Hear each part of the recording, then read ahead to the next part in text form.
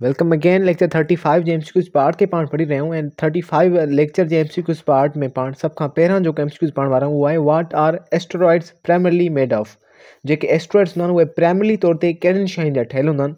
Option खे ॾिसूं था पिया त फर्स्ट ऑप्शन ए आहे ice and dust, B option आहे metal and rock, C option आहे hydrogen and helium, number D option आहे मीथेन एंड अमोनिया।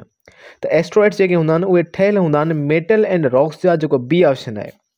एस्टेरॉइड जेके हूंदा आहिनि उहे ॿिनि शयुनि जा ठहियल हूंदा आहिनि, या त उहे रॉक्स जा ठहियल हूंदा आहिनि या मेटल्स जा, वरी ॿई शयूं हिकिड़ी एस्टेरॉइड में गॾु मिलंदियूं पियूं हूंदियूं असांखे। बाक़ी आइस एंड डस्ट जेके हूंदा आहिनि इहे ठहियल हूंदा आहिनि, जेके कॉमेट्स पाण पढ़ियासीं उन्हनि में डस्ट वग़ैरह आइस वग़ैरह मौजूदु हूंदी आहे। ऐं हीलियम एंड हाइड्रोजन पाण अगरि ॾिसूं त हिन में कुझु प्लैनेट्स आहिनि जेके हीलियम ऐं हाइड्रोजन जा ठहियल आहिनि, ऐं बाक़ी जेके स्टार्स वग़ैरह आहिनि ये सभई हीलियम एंड हाइड्रोजन जा ठहियल आहिनि। उनखां बाद मीथेन एंड अमोनिया खे ॾिसूं त मीथेन एंड अमोनिया ॿ गैसिस आहिनि। अगरि इहे सॉलिड हालत में हूंदियूं आहिनि त इहे सॉलिड हालत में असांजे कॉमेट्स वग़ैरह में मौजूदु हूंदियूं आहिनि। यानी कि अमोनिया ऐं मीथेन इहे सॉलिड हालत में, यानी कि इन्हनि जेके आइसिस आहिनि ammonia ice and methane ice, इहे कॉमेट्स जे सेंटर में यानी कि न्यूक्लियस में असांखे मिलंदियूं पयूं हूंदियूं आहिनि। सो जेको बी ऑप्शन थींदो पवंदो उहो ई सही ऑप्शन थींदो पवंदो। नंबर सेकंड क्वेश्चन आहे the region in the solar system where most asteroids are found between Mars and Jupiter is called. उहो रीजन मार्स ऐं जुपिटर जे विच में जंहिंमें असांजे सोलर सिस्टम जा सभिनी खां वधीक एस्ट्रॉइड्स मौजूदु आहिनि, त उन रीजन खे पाण छा सॾींदा आहियूं? एक्ज़ैक्टली पाण उनखे छा चवंदा पिया हूंदासीं? एस्ट्रॉइड बेल्ट सॾींदा पिया हूंदासीं। सो जेको सी ऑप्शन आहे उहो सही थींदो पवंदो। बाक़ी टे ऑप्शन अगरि पाण ॿिया जेके आहिनि उहे ॾिसूं त पहिरियों ऑप्शन आहे क्यूपर बेल्ट, बी ऑप्शन आहे ओर्ट बेल्ट, ऐं नंबर सी जेको ऑप्शन आहे एस्ट्रॉइड बेल्ट हो, जेको पाण सही कयो आहे। नंबर डी ऑप्शन आहे वेन एलन बेल्ट।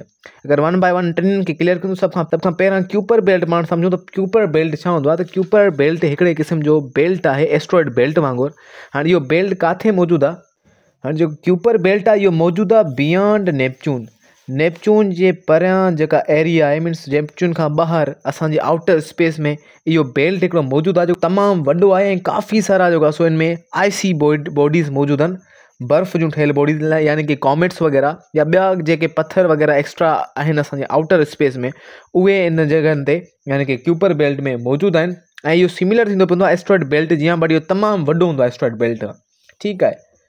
ऐं इन क्यूपर बेल्ट में जेके असांखे कॉमेट्स मिलंदा आहिनि उहे शॉर्ट पीरियड कॉमेट हूंदा आहिनि। क्यूपर बेल्ट में कॉमेट्स मौजूदु हूंदा आहिनि, पर उहे कहिड़ा कॉमेट्स हूंदा आहिनि? उहे शॉर्ट पीरियड कॉमेट्स हूंदा आहिनि। हाणे शॉर्ट पीरियड कॉमेट पाण कहिड़नि कॉमेट्स खे चवंदा पवंदा आहियूं? हाणे अहिड़ा कॉमेट्स जेके सन जे अराउंड 1 रेवोल्यूशन कंप्लीट करण में 200 साल खां घटि टाइम लॻाईंदा पिया हूंदा आहिनि, त उन्हनि खे पाण शॉर्ट पीरियड कॉमेट चवंदा आहियूं। इहे शइ पाण वीडियो लेक्चर में पढ़ी आहियूं त इहे शॉर्ट पीरियड कॉमेट असांखे जंहिं जॻह ते वधीक मिलंदा आहिनि उनखे पाण क्यूपर बेल्ट चवंदा आहियूं। यानी कि क्यूपर बेल्ट अहिड़ी एरिया आहे असांजे आउटर स्पेस में जंहिंमें इहे शॉर्ट पीरियड कॉमेट असांखे मिलंदा पिया हूंदा आहिनि। ऐं इहा तमामु वेस्ट एरिया आहे, तमामु वॾी एरिया आहे, ऐं इहा बिल्कुलु एस्ट्रॉइड बेल्ट जीअं आहे, जेका इहा बेल्ट मौजूदु आहे असांजे नेपच्यून प्लैनेट खां ॿाहिरि वारी जेका एरिया आहे उन जॻह ते। उनखां बाद नंबर बी में ओर्ट क्लाउड। हाणे ओर्ट क्लाउड छा आहे? इहो बि हिकिड़े क़िस्म जो बेल्ट आहे। इहा बि हिकिड़े क़िस्म जी अहिड़ी एरिया आहे जिते काफ़ी सारा जेको कॉमेट्स मौजूदु आहिनि। त हाणे हिते कहिड़ा कॉमेट्स मौजूदु आहिनि?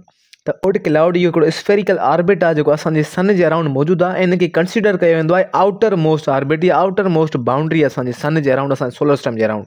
या सिंपली इहा आउटर मोस्ट बाउंड्री आहे असांजे सोलर सिस्टम जी। असांजो सोलर सिस्टम जंहिं जॻह ते ख़तमु थिए थो त आख़िरी जेका बाउंड्री आहे उनखे पाण आउटर क्लाउड्स तसवर कंदा पिया आहियूं, कंसिडर कंदा पिया आहियूं।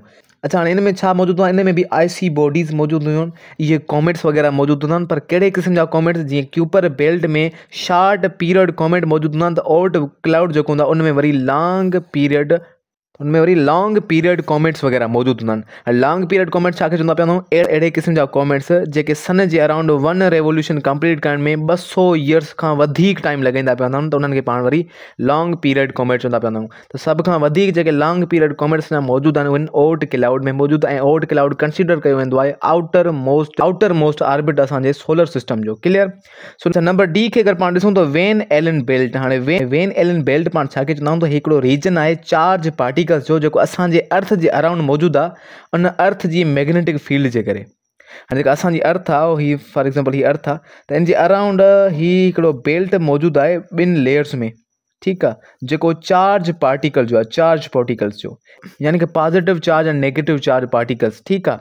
ऐं इहे पार्टिकल्स हिन जे अराउंड कहिड़ी शइ जे करे मौजूदु आहिनि? इहे मौजूदु आहिनि मैग्नेटिक फील्ड जे करे। जेका अर्थ जे अंदरि मैग्नेटिक फील्ड आहे उन जे करे इहे चार्ज पार्टिकल्स अर्थ जे अराउंड मौजूदु आहिनि। इहो जेको रीजन मौजूदु आहे अर्थ जे अराउंड चार्ज पार्टिकल जो, इन रीजन खे पाण वेन एलन बेल्ट चवंदा पिया आहियूं। हाणे इहो वेन एलन बेल्ट जेको आहे 2 लेयर्स में मौजूदु आहे। हिकिड़े खे इनर लेयर सॾियो वेंदो आहे ऐं ॿी खे आउटर लेयर सॾियो वेंदो आहे। इहो किथे मौजूदु आहे? त इहो असांजे अर्थ जे सरफेस खां 1000 किलोमीटर्स खां मथे शुरू थिए थो पियो ऐं तक़रीबन 60,000 किलोमीटर ताईं जेको आहे सो एक्सटेंड थियल आहे इहो असांजे अर्थ जे सरफेस खां।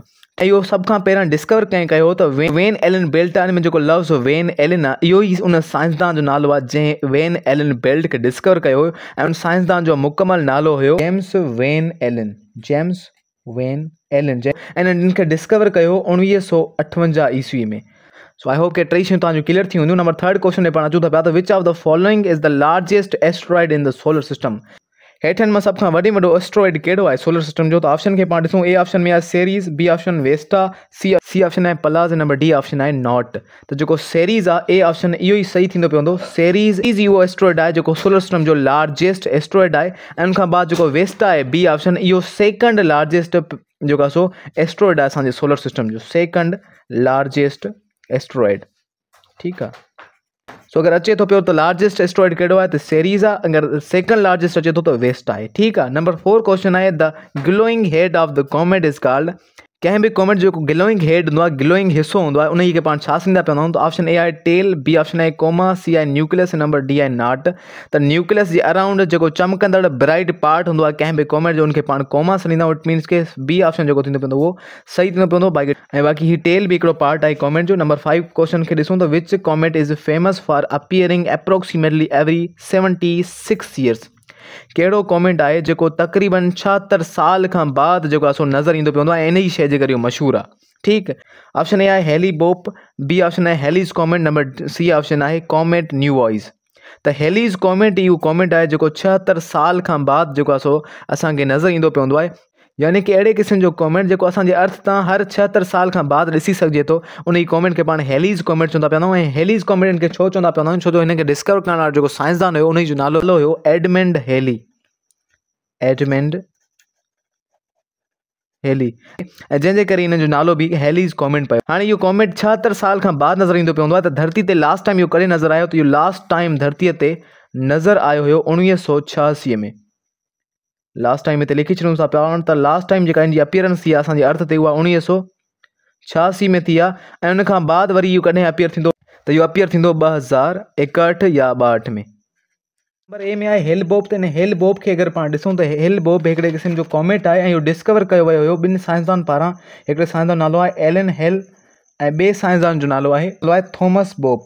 ऐं इन ॿिन्हिनि साइंसदान जो डिस्कवर करण जे करे जो नालो हेल बोप आयो। हाणे इहो कहिड़े क़िस्म जो हिकिड़ो लॉन्ग पीरियड कॉमेट आहे इहो, यानी कि इहो लॉन्ग पीरियड कॉमेट आहे। त कहिड़े बेल्ट में मिलंदो पवंदो? ओल्ट क्लाउड में मिलंदो पवंदो असांखे। ऐं इहो कॾहिं डिस्कवर थियो हुयो? इहो डिस्कवर थियो हुयो 1995 ईस्वी में। ठीकु आहे। सभ खां पहिरियां जेको इहो 1995 में ऑब्ज़र्व थियो, उनखां बाद 1997 ताईं जेको आहे इहो ॾिठो वियो हुयो माण्हुनि पारां। उनखां बाद अञा ताईं जेको आहे इहो वापसि मोटियो न आहे, यानी कि इनखे वरी पाण कोन ॾिठो आहे। नंबर सी आहे कॉमेट न्यूवॉइस। त कॉमेट न्यूवॉइस इहो नासा तरफ़ां ऑब्ज़र्व कयल हिकिड़ो कॉमेट आहे जेको 2020 में ऑब्ज़र्व थियो हुयो।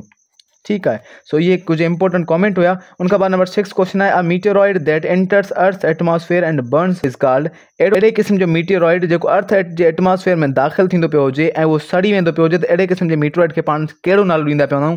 ए ऑप्शन आहे मीटर। त मीटर त बिल्कुलु न थींदो पवंदो। बी ऑप्शन आहे मीटियोर, सी ऑप्शन आहे मीटियोराइट, नंबर डी ऑप्शन आहे एस्ट्रॉइड। त एस्ट्रॉइड मीटियोरॉइड इहा शइ बि ग़लति थींदी पवंदी। एस्ट्रॉइड का ॿी शइ आहे। मीटियोरॉइड जेको हूंदो आहे उहो ख़ुदि हिकिड़ो पार्ट हूंदो आहे कंहिं बि एस्ट्रॉइड जॾहिं कोलाइड कंदा पिया आहिनि उन्हनि जो, या कंहिं कॉमेट्स जे कोलिजन खां बाद इहे पार्ट्स मिलंदा पिया आहिनि, त हीअ शइ त कोन थींदी पई हूंदी। बाक़ी अगरि पाण ॾिसूं था पिया मीटियोरॉइड खे, त मीटियोरॉइड पाण चवंदा पिया आहियूं अहिड़े मीटियोरॉइड खे जेको धरतीअ जे एटमॉस्फेयर में दाख़िल थियो हुजे ऐं मुकमल तौर ते सर्वाइव करे धरतीअ जे सरफेस ताईं पहुतो हुजे, ऐं उन सरफेस ते पहुतल पार्ट्स ऑफ मीटियोरॉइड खे पाण वरी मीटियोरॉइड सॾींदा पिया आहियूं। सो जेको बी ऑप्शन आहे मीटियोर, इन खे पाण शूटिंग स्टार बि चवंदा आहियूं। ऐं इहो ई उहो मीटियोरॉइड हूंदो आहे जेको धरती जे एटमॉस्फेयर में अची करे बर्न अप थी वेंदो आहे, सड़ी चुको हूंदो आहे। इनखे पाण शूटिंग स्टार बि सॾींदा आहियूं ऐं इनखे पाण मीटियोर बि सॾींदा आहियूं। आई होप कि तव्हांखे जेको आहे MCQs वग़ैरह सम्झ में आया हूंदा। बाक़ी मां करे सफ़ा ख़राबु छॾियो आहे। आई होप कि तव्हांखे सम्झण वक़्तु इहा शइ दिक़त न कंदी पई हूंदी। सो मिलूं था नेक्स्ट वीडियो में। Thank you so much.